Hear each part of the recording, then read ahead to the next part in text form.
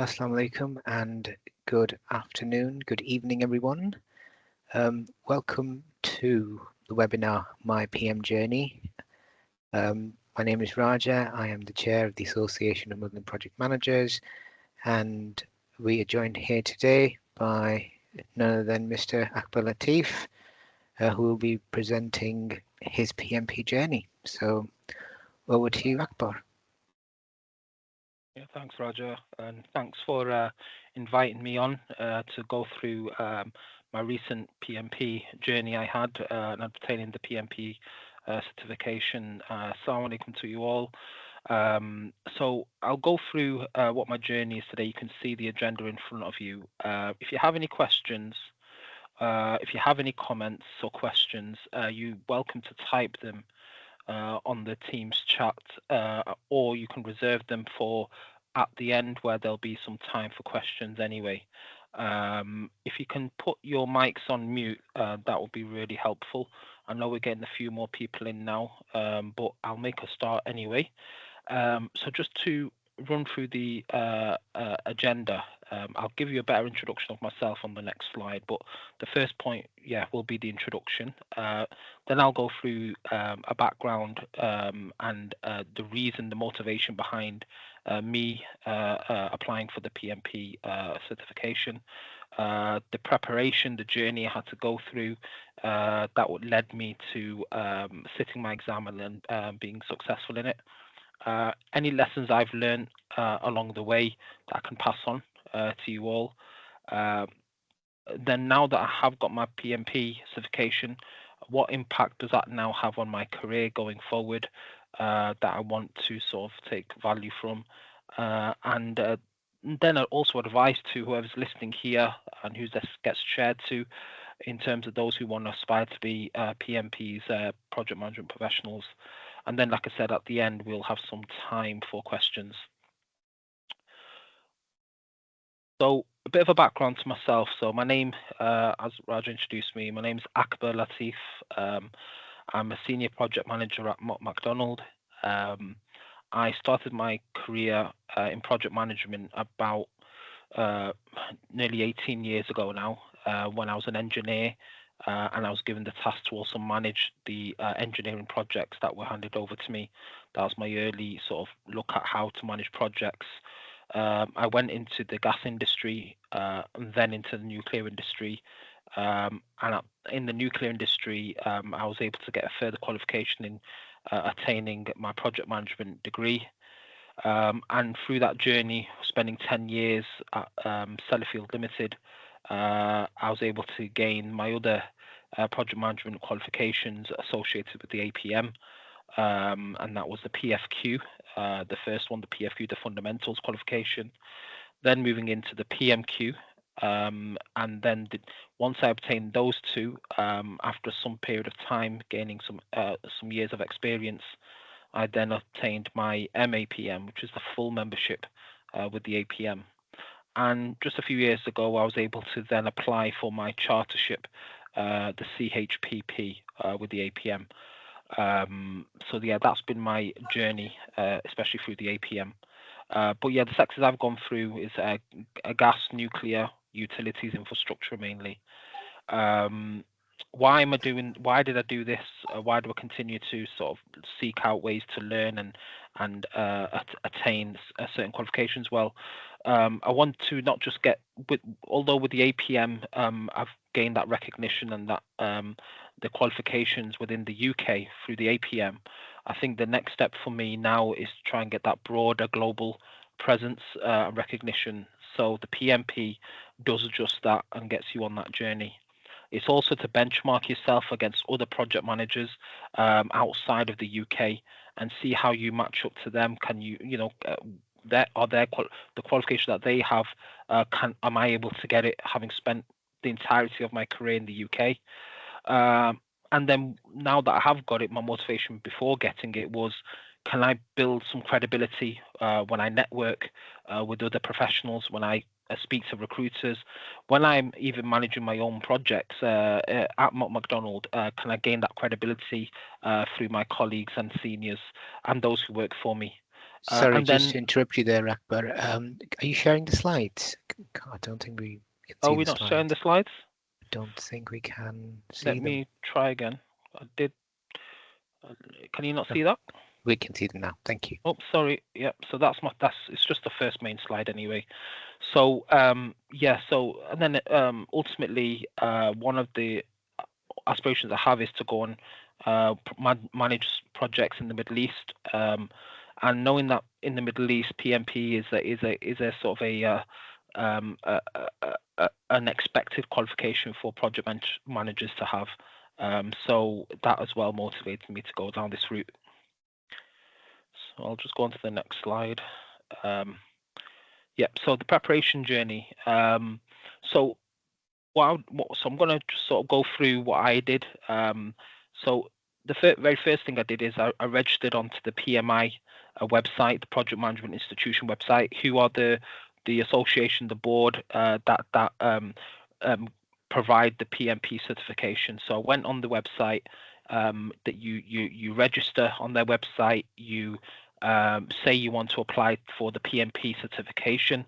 Once you're on that page, it then has an application process through it. So your first protocol is to really go onto the website, have a browse round, look at all the things that it's got about the PMP, apply for the PMP certification. So even before you're even ready to even do a course or sit any examinations, you need to go onto the website first and apply. Once you're on that website and you start to apply, you start to realize then that there's certain requirements that you've got to fulfill. So I guess one thing I need to advise everyone who wants to do a PMP application is this is not for brand new project managers. This is not for new project professionals. This is for people who have been involved at some capacity managing projects or working on projects for at least 2-3 years at least. That's what the PMP is for. So it's not like an entry level exam here, or a certification. So you'll need to have that, and you'll need to show it in your application. You'll have to write about it on your application. You'll also have to show what other qualifications you have, such as a degree certificate or another project-related qualification as well. One thing it specifically asks for in obtaining the PMP certification, gaining access to even sit the exam, is to demonstrate that you've had 35 hours specific training in preparation for the exam. So not just any old training, it has to be a specific training course that you've been on and you've gained a certificate for that has prepared you to sit the exam. So when I started to do that, I realized, okay, well, I can only go a certain way through my application before I had to say, okay, well, I'll put this on pause, and now I've got to go away and just go and do a 35-hour course, because I had the experience, I had all the education, academic qualifications. Now it's about doing a course. So what I've said there is with Udemy on one of my bullet points is there's many courses out there. There's courses on lots of different websites, and I'm not getting paid to sponsor Udemy here or anyone else, but this is the website I went on as a training platform I actually use on a regular basis to keep up to date with certain things in the profession. But one thing it does have on there, which is really good, it has several dozens, in fact, of 35-hour specific training courses in preparation for your PMP exam.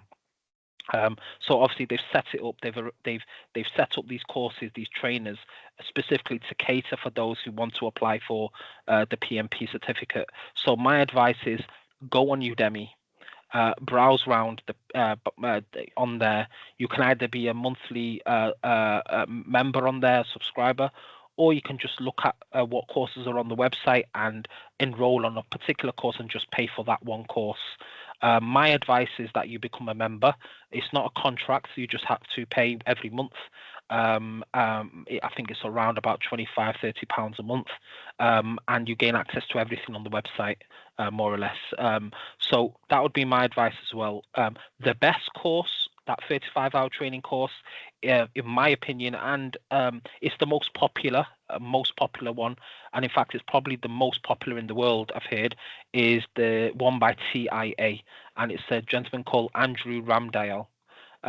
He's very famous in the area of PMP and project management training. You'll see him on LinkedIn, you'll see him on YouTube, and he also has this training, another training courses on Udemy.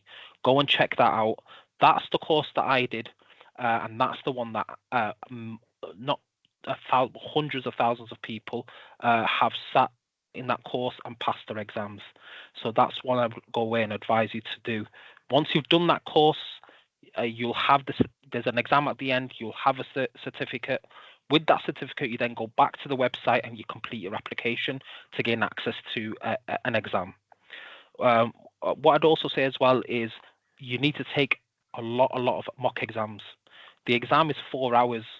You just doing a 35-hour course is not going to give you enough for you to just walk into an exam and pass. It's very rarely that someone could do that.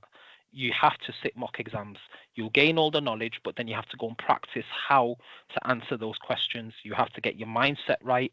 You have to understand what type of questions these are, the scenarios that are sort of laid out for you. How is the exam sort of split out, and so on. So you really need to practice mock exams. Some in a casual setting where you're just doing odd questions here and there, but then you need to do one or two at least, as close to real as possible. The exam will be around about 4 hours long of multiple choice questions, scenario based. So it's not easy at all. So you need to build that stamina to be able to deal with a 4-hour exam, where you only really get 1 10-minute break as well, or maybe it's 2, but not more than that. So the other thing you have to consider as well is, are you going to take this exam online or are you going to do it in person? I did it online, and most people I've heard do it online. And the reason why they do it online is because once you've done your course and you're ready to sit your exam, you want to book a date for the exam, but you have to finish your application. So you can't book a date for the exam until you get your certificate that you've completed your training. So you can't really go too far ahead. You need to finish all your training. You need to go and apply for the certificate, the exam through the PMI website. The PMI website and whoever's behind that will get back to you with about 5 working days later, and then they'll give you access to book a date for the exam. Now, to do it in person, when I went to apply to do it in person, and that's what my preference was. I was looking at the dates, and I had no dates for the rest of this year in the whole of Greater Manchester, where I'm from. And even beyond, outside of Greater Manchester, the whole of North of England, there wasn't one date available in the whole of 2025. So I was dead frustrated, and I thought, right, I'm going to have to do it online now. So because it's so popular, and also there's probably not too many centres that do it at the same time, which is unfortunate. Because it's usually done in America, you see, it's more of a outside of a UK certificate. But my advice is that be prepared to do an online exam rather than in person. So I'm sure you got some questions, and we can talk about anything that comes to mind at the end. With regards to lessons learned, what I'd say to everyone is, at the start, when you've picked this course, and I do strongly recommend that you go to Udemy and you pick the one by TIA, a gentleman called Andrew Ramdale, and he will take you through the whole course, start to finish. He'll give you a great introduction. He even goes to the extent of putting hours aside to walk you through the application as well. So he really holds your hand right the way through till the end. But he himself tells you that you need to do a lot of mock exams. But the reason why I put switching training providers as one of my bullet points here is, once you get onto a course, don't start browsing elsewhere and start looking at other courses and trying this out and that out, because you're just going to confuse yourself. Everyone's got a teaching method. Everyone's course materials are slightly different to someone else's, and you're going to just give yourself too much to do. So pick one, even if that's not the one I'm recommending today, but pick one and stick to it. The other thing is as well is, many of you maybe who maybe are in the infrastructure sector or construction, and are used to the waterfall methodology, traditional predictive methodology of managing projects, are not going to be too familiar with agile. However, agile methodology is becoming more and more popular, although it was intended initially for software development and IT projects. It's becoming more and more popular to be as part of a hybrid methodology with traditional projects. That's why now a lot of the course and the majority of the exam I set and what other people sat down to sit for the PMP certification, the majority of it, I would say about 70% of that exam was to do with agile methodology. So don't underestimate the fact that you need to be strong on agile. So although you think, okay, well, I've been doing project management for a number of years now, I know everything about waterfall predictive, I know this, I know that, but if you've not done anything on agile, don't be worried, but you are going to have to study that quite intensely to make sure you're ready for the exam. I can't stress enough about doing mock exams, so make sure you do them. The mock exams, yes, that's where I would say go and browse, and because Andrew on Udemy only has one mock exam, but on Udemy there are several mock exams, and also on YouTube there's some great. They're not mock exams on YouTube, obviously, because you can't actually sit an exam on YouTube. But on YouTube, what there are 2 or 3. I can't think from the top of my head now, but it's easy to search on YouTube. But there's people on that have spent hours on a video going through question by question of scenario-based questions, because they're all scenario-based questions on exactly how you approach each type of question, what the possible answers could be, what is the answer, and so on, and how you approach each question. So that you get help, you get a lot of help on YouTube, you'll get help across Udemy, but make sure you sit a lot of mock exams. One thing I would say to everyone is when we're all project managers or we all work hopefully in the project sphere, when you think, okay, I'm ready, I want to apply for a PMP certificate, maybe after this course you'll have that determination to do it. The very first thing I'd do is taking all the information today and speaking to others is put a plan together. Yeah, put like a 6-week, 10-week, whatever weeks you want, a plan together. It took me about 3 weeks to study for it properly, and I've got 18 years experience, but it's still, you need to study for it. It's not just you've got experience, you're going to pass. It's not like that. It's very theory-based, scenario-based, and it's not aligned to APM, it's aligned to PMI. So they may have their own way of doing things and processes. So set a plan for yourselves. Let's just say it's a 8-week plan. Put time in there to do the course, and then I would say once you've done your course and you've got the date, you got dates to set for an exam, I would say set your exam about at least 2 to 3 weeks after. Don't set your exam a day after or a week after. Give yourself a couple of weeks to go through your notes again, review your notes, go and sit some mock exams. You're probably going to fail some mock exam at the start. That's fine. But then it's all about just building that stamina, knowing what you got wrong, how you can do it better next time. And when your percentage starts to go up to about 65, 70%, you know that, okay, you're getting the hang of this. And then you'll be ready to sit the exam. Other things I've learned as well is formulas. When they teach you about PMP and project management in general anyway, you have earned value management, which is full of formulas of earned value, SPI, CPI, schedule variance, cost variance, EAC, all of this stuff. You also have formulas that they teach you regarding communication channels, understanding how many communication channels there are when you do stakeholder management, also with network diagrams and all sorts, and figuring out the flow and free flow in schedules and network diagrams. So all of that is great, and you're going to have to learn it. But one thing I'd say to you that I got worried about initially, because I haven't done this for a while, is am I going to have to memorize all of these formulas? And the answer is no, you don't need to. It's very important that you understand the formulas, you understand why the formula is how it is, you understand why and when you would use it, and the background to it, but actually knowing them off by heart. I mean, I memorized them because I'm just like that. but on the exam, talking to many people and me as well, going into the exam, I was not asked even once to answer a formula question, but I was just asked questions that it assumed I knew the formula, so I had to just answer other questions to do with that topic rather than answer a maths question as such. The other thing as well is what's really important is the examination mindset. So when I say mindset, and this is what a lot of the training course providers talk about at the end of the course, and it's really, really important. The examination mindset that you have to approach when sitting the exam is you have to think to yourself, how would an agile project manager, and this is why I keep saying that the agile methodology is big on PMP.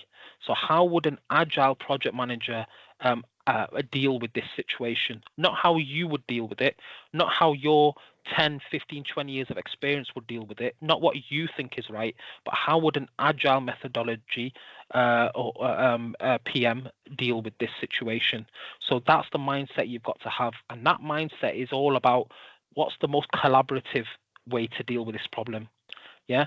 What's the most ethical way to deal with this problem? What's the most what's the sort of the most least conflict way of dealing with this problem, and so on. That's the type of mindset you've got to adopt, which the course will go through.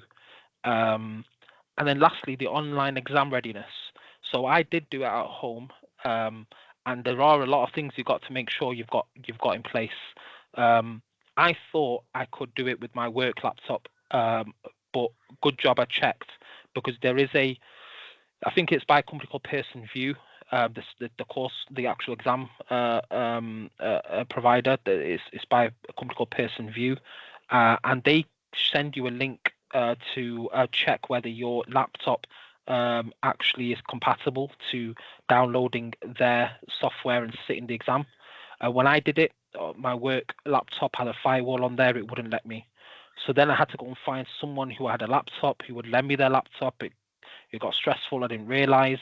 Then I finally found a laptop, and it was I borrowed a laptop of a friend, and he has got some funky laptop in front of him which had a second screen, and then they told me that I'm not allowed to have a laptop with a second screen on their website. So I had to then go and find another laptop of another friend, and it just has to be your just a bog standard laptop, not a notebook, but a laptop. That can be an Apple one, a Mac one, or a Windows one, but you have to run a test on the website weeks or days or whenever, but before the exam, to make sure that your laptop is compatible for sitting the exam.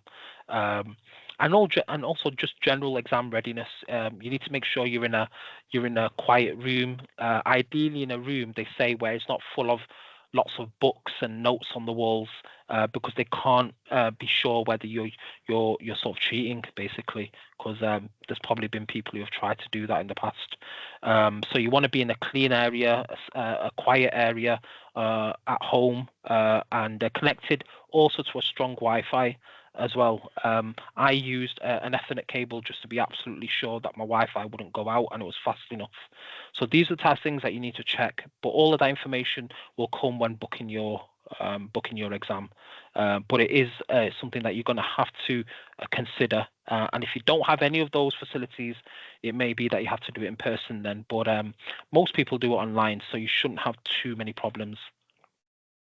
So just lastly, the impact on my career.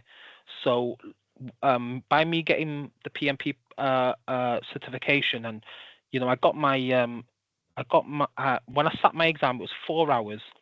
My head was gone, and by the end I was completely gone. I even thought I possibly failed it, because I was just so mentally tired from being sat for 4 hours going through question after question, that maybe I've got lots of stuff wrong that I shouldn't have. But about 3 working days later, I got an email to say I've passed. So that's great for me, and I felt that it would be a great supplement onto my chartership with APM. So that's something I can sort of sort of like advertise and promote myself on LinkedIn to my colleagues at work, to my managers, to recruiters or whoever. It also gives me that recognition that, you know, I can manage projects abroad. I've got that sort of that readiness and that qualification to do that. It's going to open opportunities up for me. It already has. Speaking to people, networking. It will give you more leadership, senior roles in the company that you're in or elsewhere, because PMP is well recognized. It's not a small thing to get PMP certification. You're going to have to work hard to get it, and you're going to need some experience. And it gives you what it gives you as well, which you can't replace, is confidence. It gives you confidence. It gives you a voice in a room. It gives you a voice on a Teams call when you're surrounded by other professionals. It gives you that confidence to speak and be able to implement what you've learned. So that's all really. There's some general advice here for aspiring PMPs. Make sure you understand why you're doing this and it's the right thing for you. Create a plan at the start, stick to it, and that's sort of you bringing your own project management into the equation there, and see how good you are managing this mini project of passing an exam, because there's lots of things to think about. Don't rush. There's no rush. If it's going to take you, some people have taken 3 to 4 months to pass and do the course once and twice even. It's not about memorizing, it's about understanding. You know, a lot of people will say this, but it's true. And I've just come away from the exam, and it is all about understanding. Don't just memorize things, because it's scenario based. It's a scenario based exam.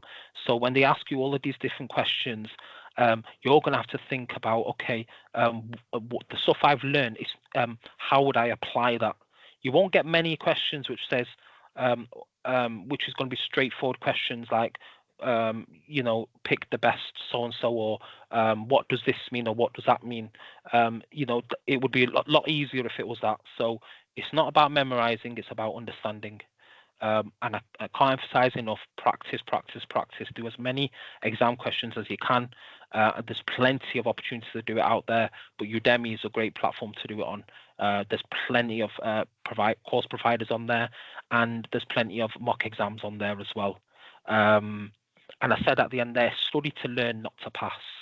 You know, at the end of the day, if you're passionate about your profession and you want to do well on projects, and you pass this exam, and if you only did it to pass and not to learn, you're going to be put into a situation one day, and I say this to other people I mentor, you're going to be put into a situation one day where you're going to be either given a job or you're going to be given a project where you're going to be left on your own to manage, in a sense, and be able to problem solve yourself and deal with all the problems yourself. And because you didn't really learn the process of project management and how you behave and so on, and you just did it to pass, you know, you're going to struggle out there. And I say this to people who are aspiring to be chartered as well.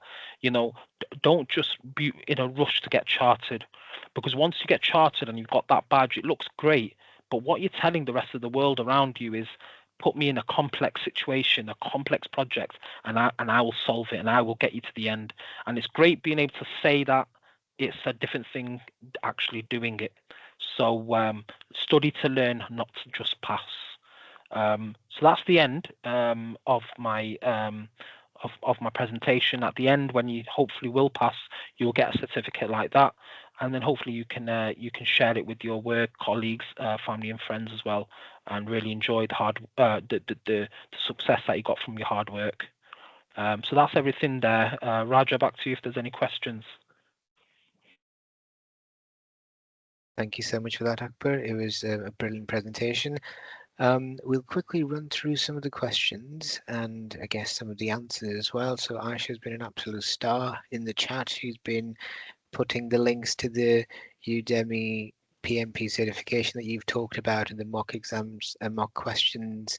So thank you, Aisha, for that. So that answers a couple of questions. Then, yes, going back, apologies. Please feel free to raise hands or to type questions in the chat if that is something that you would like to do. There's a comment from Suleiman who said, Assalamu alaikum, jazakallah khair for the great session. I've watched a video recently by Andrew Ramdayal who had mentioned that there will be a new release of PMBOK, that's Project Management Body of Knowledge. Hence, there will be an updated exam towards the end of the year or next year. Do you have any knowledge of this and if this will result in the change of course material?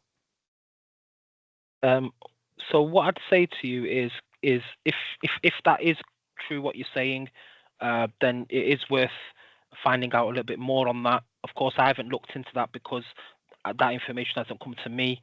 Andrew Ramdale, who's a great sort of a trainer and a promoter of the PMP, if you go on his YouTube channel, anything latest coming out, he will tell you about. But that's from like an informal sense. But if you want to, even more so, go on the PMI website, see what they've got to say. I can't imagine the course content changing much. Yeah, so I can't imagine they're going to change much about the exam or the content. Maybe there's a few things they'll add to the exam or take off the exam based on learning, but changing it by much, I can't imagine that ever happening.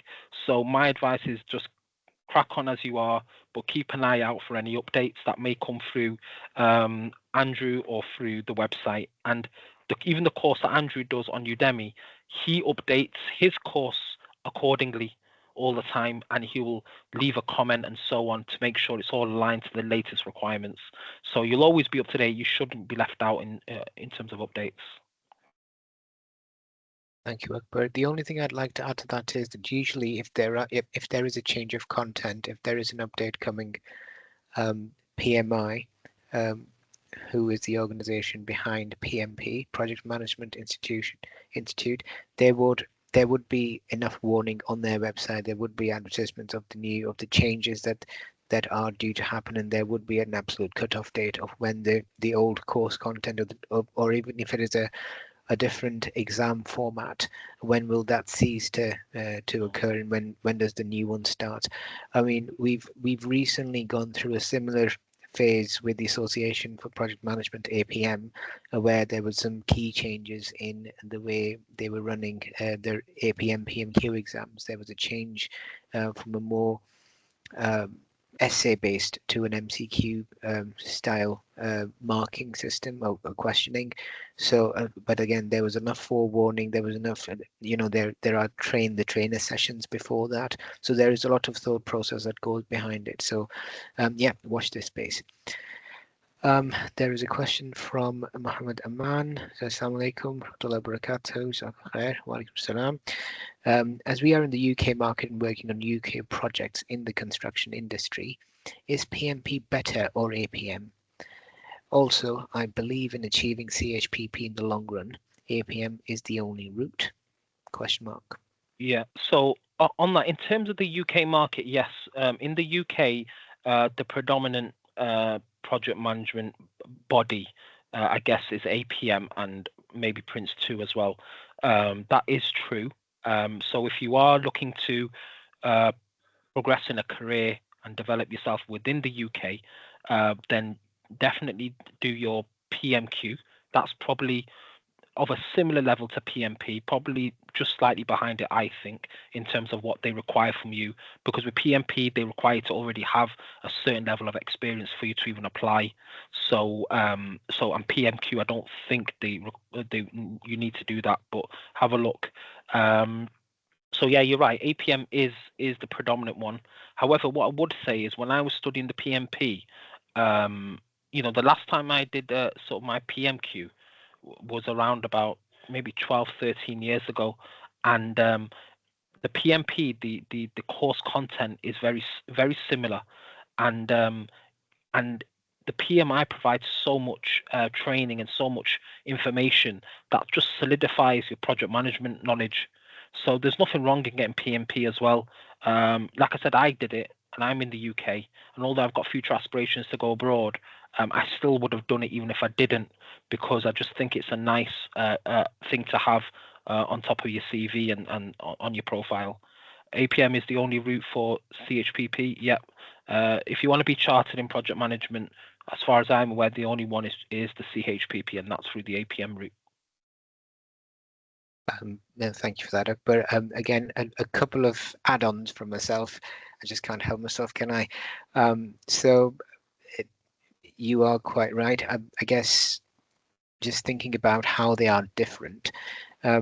So in the words of the APM people from APM, CHPP is very much experience based, whereas PMP is very much knowledge based. So that is the basic difference between them. Recently, I think as recent as last year, APM has now got a route to chartered professional, uh, chartered project professional. Well, sorry, let me go back and say that all again. So APM have now devised a new routeway for people to get chartered who already have PMP. So there would be a shorter, I think there is less competencies that they need to address, and there is also possibly a shorter interview uh, for people who already have PMP. So there's a specific routeway. This wasn't a case up until very recently, so there is no harm in doing a PMP and then using that as a route towards getting your chartership with APM. Mm. And again, finishing off on that topic as well is, again, going back to my slides, is learn to understand and implement rather than just pass an exam, because doing the PMP I think will improve your knowledge and solidify your knowledge of how projects should be managed, the theory side of it, and the sort of the soft side of things of how you deal and with people and collaboration and all of that stuff and conflict management. So it's just really good to go through a course like that. Get a certificate at the end is great, but go through the course and understand it. I think you can really apply it every day at work. Brilliant, thank you.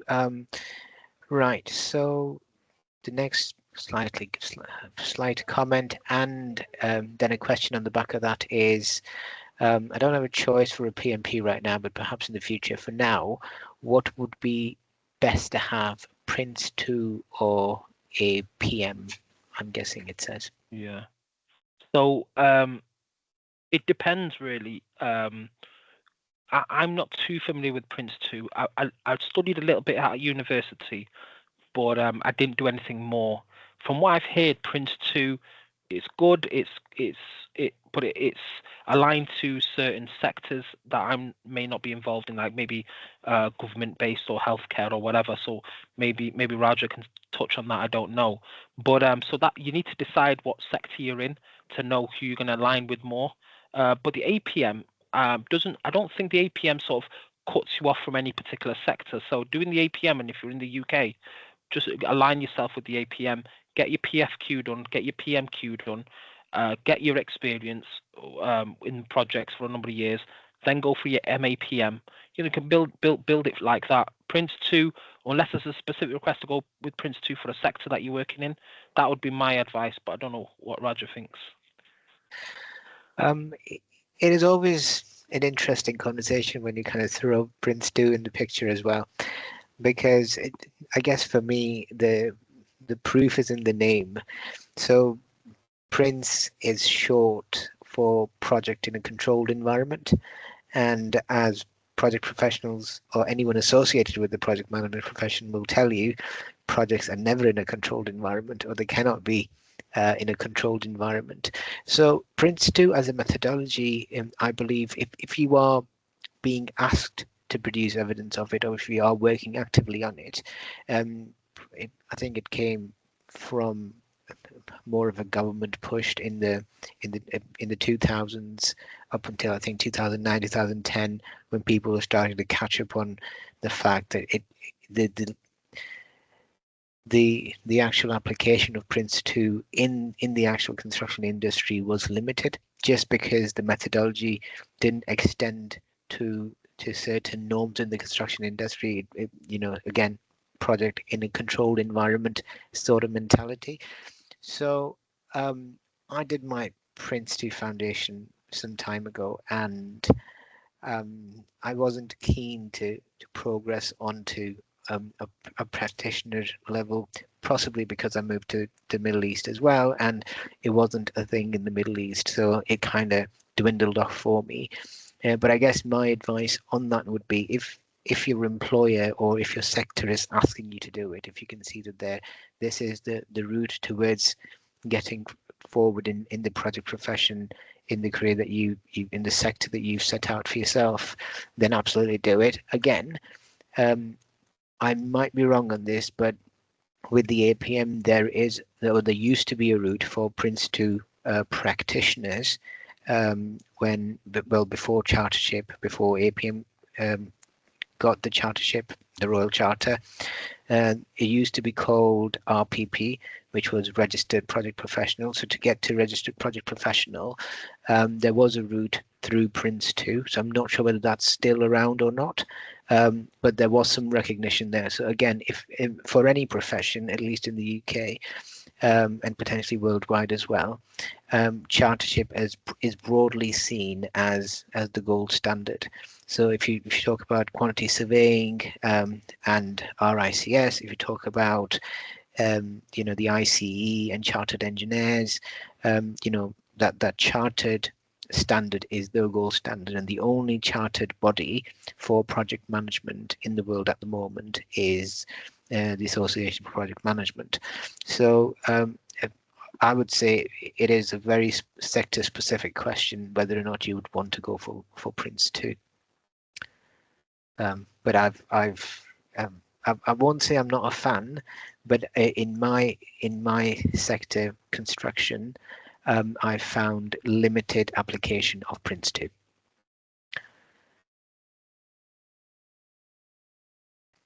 Right. Coming over to the next question, Rubina says that I'm a 28-year-old Muslim female, and I found after doing my PFQ, which is the fundamental qualification, that there was a lack of support and encouragement to move forward, possibly due to my age.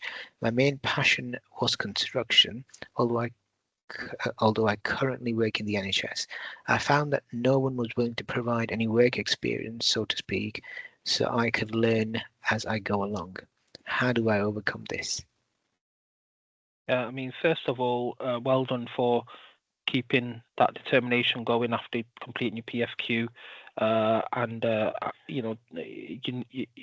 that's good, and it's encouraging to know. What I would say is getting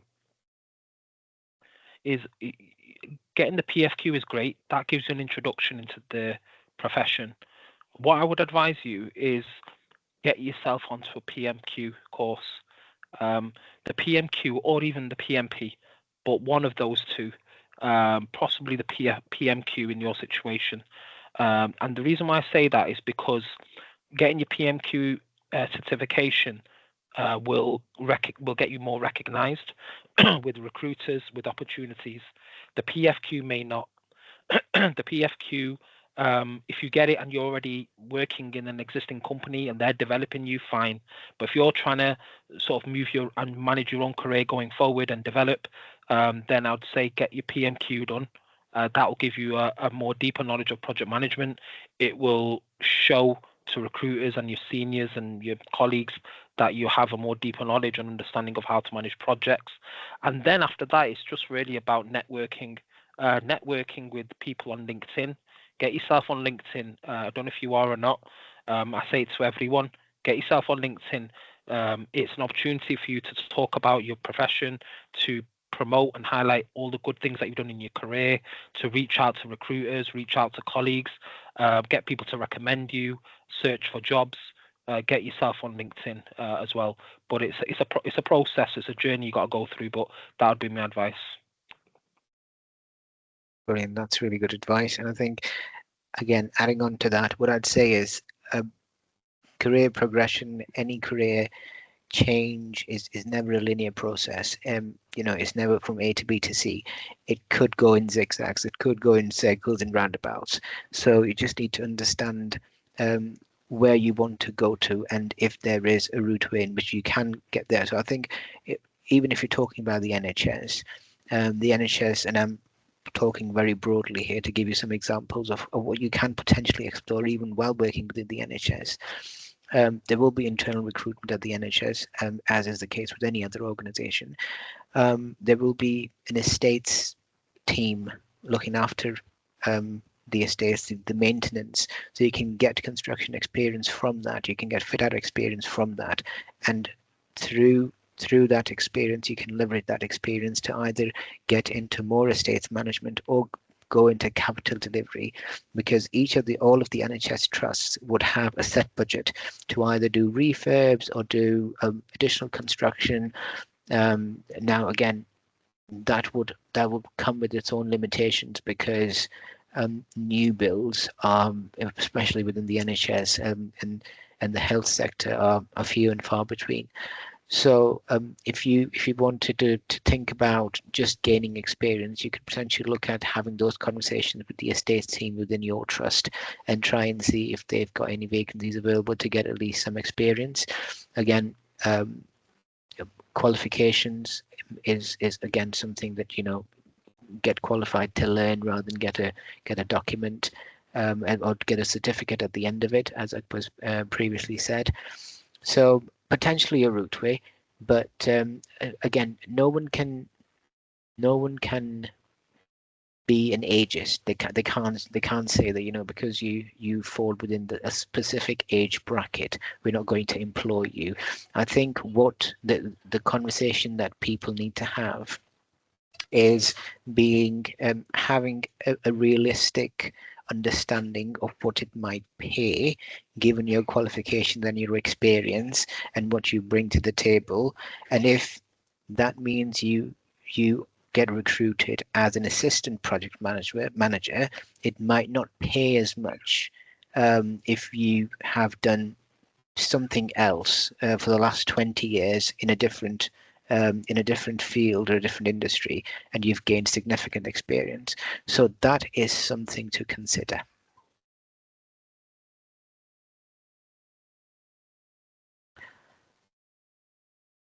Right, can't see any other hands. On something you typed on, Raja, earlier to a question about the pass rate for PMP. So I was interested to know. I mean, generally, if you take an exam, what is the minimum you've got to get to pass? Now, actually, if you I don't know, you said you got some information in 2005, but if you go on the PMI website or go to any course provider, look online, they all consistently say that they PMI do not state a pass score, and they actually marking your exam in a quite apparently an intelligent way, where they weight each question accordingly. And so because of that, so for some questions you get right, it's worth more. For some questions you get right, other ones it's just a standard score. So that's why in the end they don't give you an actual percentage. Even when you get your report back, if you've passed or failed, you won't get a percentage, you won't get a number. It's either going to be there's three categories: you're either below target, or you've met on target, or you're above target, for three areas in people, in processes, and in business. They're the three categories that you're going to be marked on. So, but what I would say anyway to that is the mock exams that are out there, they all sort of, they do mark you in a normal way, like, in percentages. They just mark you like that. So when you're getting their percentage pass rate, where they say, oh, you've passed, is usually around about 65 to 70%. So if you're consistently getting 65 to 70%, or ideally I was trying to get 70% plus, which is hard to get. But if you're getting about 70%, you hopefully should be okay. But one thing I'll tell you is one thing I realized about 5 questions into my exam was the mock exams were not harder than the actual exam. Yeah, I thought, all right, I've done all the hard stuff. If I've done all of them, the exam will be straightforward. When I was 5 questions in, I was like, wow, it's not what they say. Usually the exam is easier than the mock. It wasn't on this case. It's hard. So I'm hoping that if there is a percentage applied, it's around about 60, 65. But many people don't pass, so I'd give you set a high standard for yourself and get yourself to a 70% pass mark on your mocks. Brilliant, absolutely. And I think, I mean, remembering from when I did it, I was in the Middle East and I went into one of the PSN centers, and it was just such a different experience, because sitting in front of the computer for 4 hours, and I'm not sure whether they've changed the marking in any way, but I got the result there and then, as soon like 2 minutes after I'd completed the test, so I didn't have to go through the misery of waiting for the exam results. But it was definitely, I think, quite memorably one of the harder exams that I've ever paid for. Mahmoud has a question or a comment. Let's have a look through this. It says, I have worked in oil and gas for 12 plus years. However, it was all into technical engineering work, but I haven't led any projects. Do I need project leading experience, or what sort of previous experience is required? I'm looking to move into project management side. How many years experience is required to qualify for enrollment and exam? Yeah, so I don't believe that you need to be in a project leading role. So long as you can demonstrate that you've worked in a project environment on projects to some degree, your role may not be a project manager. You may be a planner, a cost manager. You may be working in finance. You may be working in risk. I think all of that is fine. You just have to demonstrate that you've had a significant involvement within projects.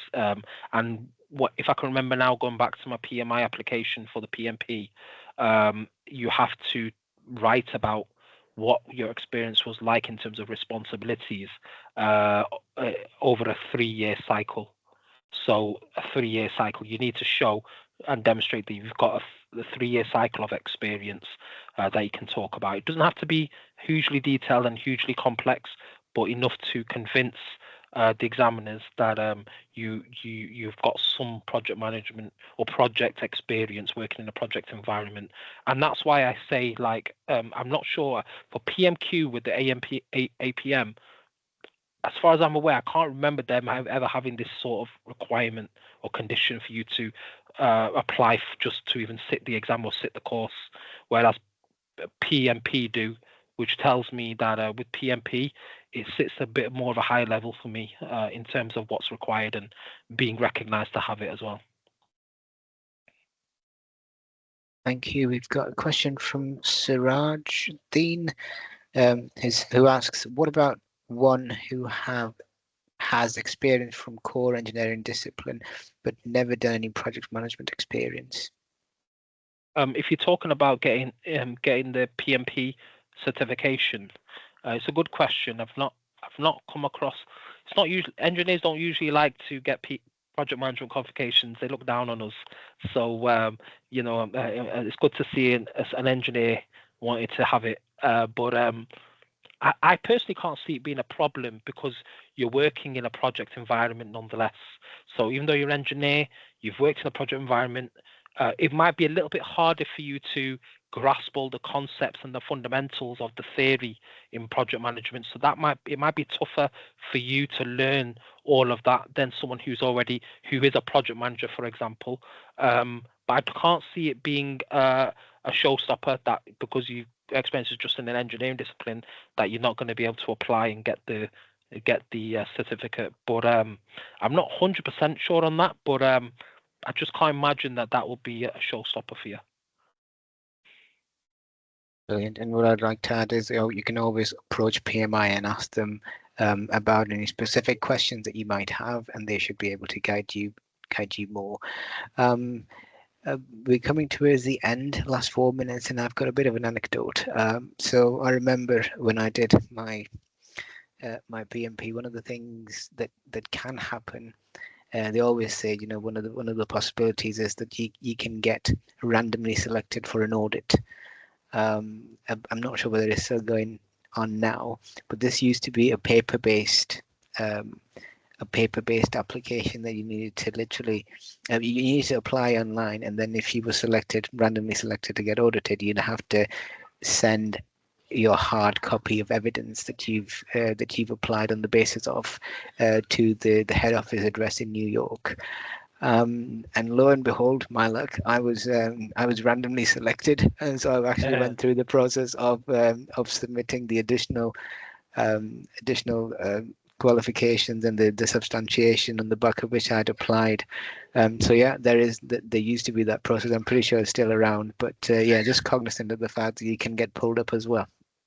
Yeah, and just for me to finish now on one thing I should have mentioned as well a bit about is the cost side of PMP application. So it cost me $544. Yeah, so I don't know, £480 or whatever that is. It's not cheap. So make sure that when you apply for this and you make the payment, you have to make the payment at the time of booking the exam. So that's what I mean about don't rush. But the other thing is as well is it's cheaper for you to pay to become a PMI member and then pay for the exam, because the exam has a discount for members. So don't just pay for the exam. My advice is, if you're going to pay for the exam, pay to become a member. That might be about £150, for example, and then the actual exam will not be now 400 whatever. It'll be maybe 350 or whatever. And altogether, it might have cost the same as what you would have done anyway for booking the exam, but at least you've got a PMI membership out of it as well. So just think about that. Brilliant. Thank you very much. Right, we've got 2 minutes to spare, and I believe we don't have any more questions. So I guess right on time. Thank you everyone for attending. It was a pleasure to, and thank you Akber for volunteering the time to do this. Really appreciate this, and I hope people have found this helpful. This is a recorded session, and it will be made available to others on the Association of Urban Project Managers website. Jazakallah khair again, Akber, for sparing the time and educating us. And thank you everyone else for attending as well. Have a lovely evening and the rest of the week. Jazakallah khair. Assalamu alaikum. Assalamu alaikum.